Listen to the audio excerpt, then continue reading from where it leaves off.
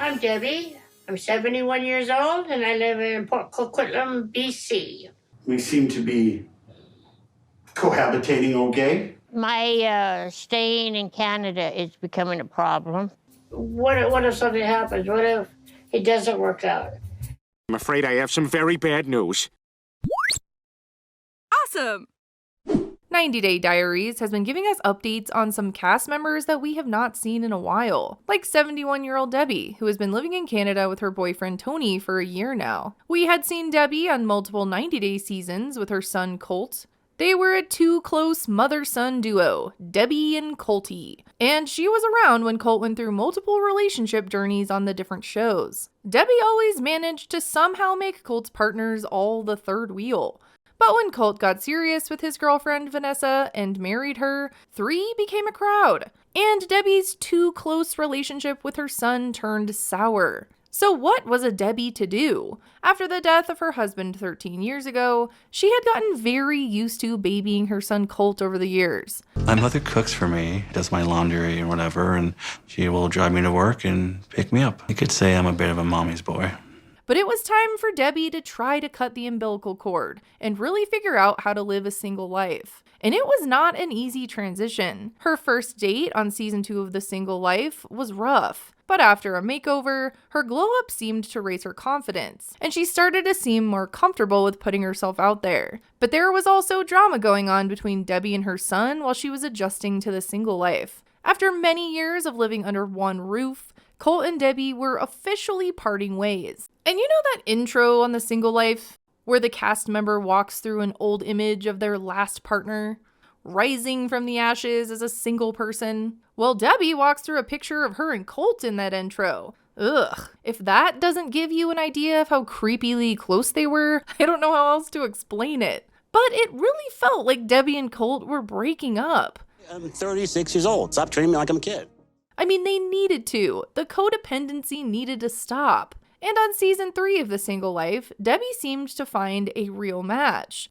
I could do this all day long. Oh, you're a sweetheart. I think you're blushing, you know. Yes, I'm blushing. Debbie and Tony hit it off, and they even met in person. Well, hello there. Welcome to Vegas. Thank you.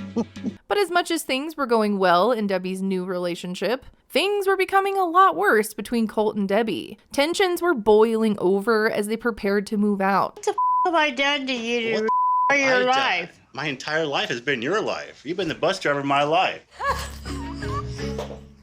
And with the move-out date getting closer and closer, Debbie ended up with a very big decision to make. She was about to go visit Tony up in Canada, but Tony had a proposition for her. I'm going to visit for a few days, but he suggested that I move in with him. Not only would Colt and Debbie not be living in the same house anymore, they wouldn't even be in the same country. This decision felt very fast, but that is nothing new for this family. I mean, Colt brought Larissa to the US after only spending a few days total together in person. Yeah, that whole thing did end terribly though. And now it was Debbie who was talking about moving to a whole different country with a guy she'd spent only 3 total days with. Probably not the best well thought out idea, but that did not stop her from jumping headfirst into this new relationship. And she really had nowhere else to live. And after visiting Tony and seeing how he lived, she decided to go for it. And I moved in with Tony in Canada.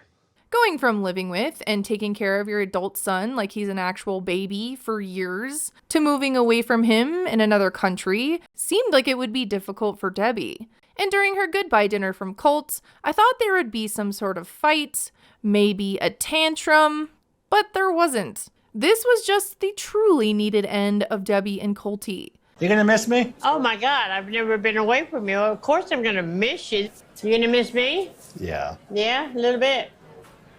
a lot. But the tell-all proved that the move wasn't just difficult for Debbie. It was also difficult for Colt. Colt and Vanessa insisted that Debbie was causing issues in their relationship. While I agree with that, she was. Debbie definitely had a relationship with Colt that I think messed him up, but taking Debbie out of the equation apparently didn't solve Colt's issues. I've never experienced Colt without Debbie, and I feel like I gained a son now. Didn't realize how much you did do for him. You know, I'm stuck with it. Holy dude, Stuck you with really it. cannot take care of yourself, can you? But this was the time for Colt to grow up. The separation had happened, and now it was time for him to figure things out on his own.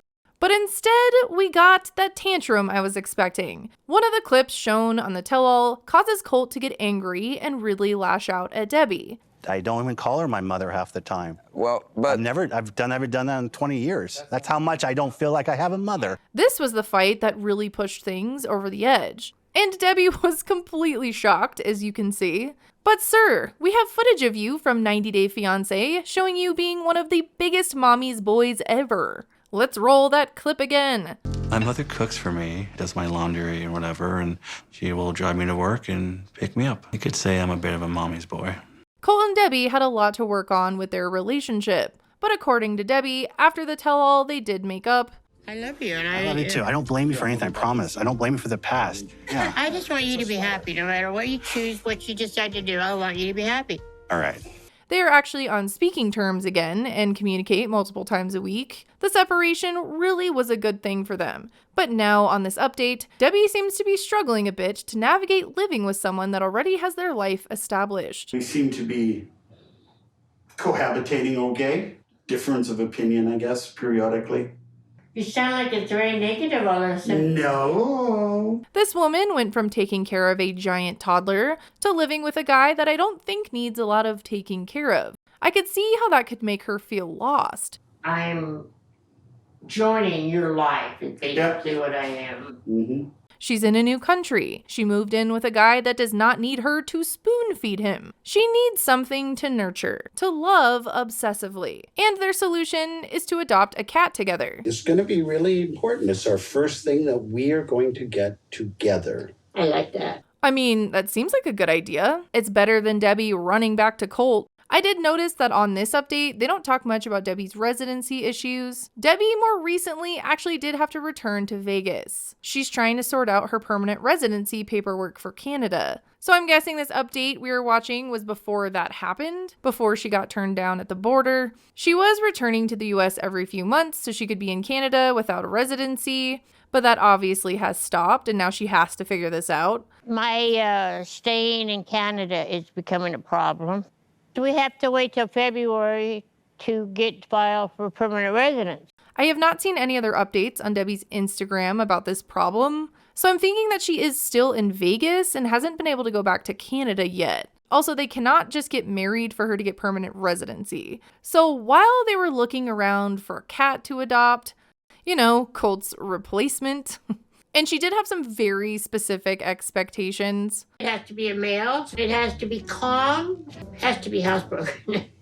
Actually, this cat looks just like Tony. Anyways, I'm glad that they didn't actually end up getting a cat yet. They need to sort her residency issues out first. It's okay that we haven't found a cat. What's important is Tony making an effort. Home is wherever Tony is.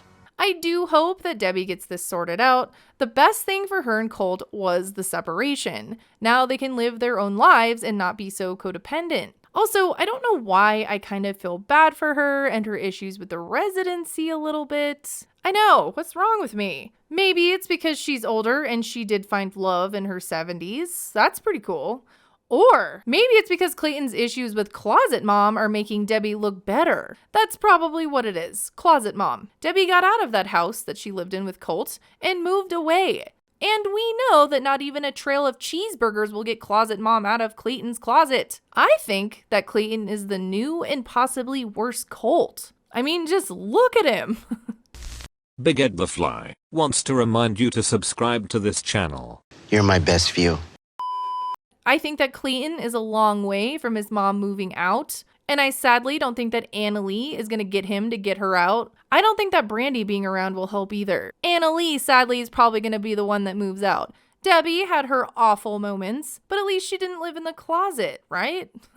Let me know what you think of this Debbie update. I'm guessing that there will be another one. I think she still is in Vegas right now. I'm wondering over here if Colt is in Vegas with her and how him and Vanessa are doing right now. Colt did have that accident during the filming of The Last Resort and he quit the show. So I could see them all returning to Vegas and all living together again while they figure things out. But I really hope that even if that is the case, that they separate and Debbie ends up back with Tony.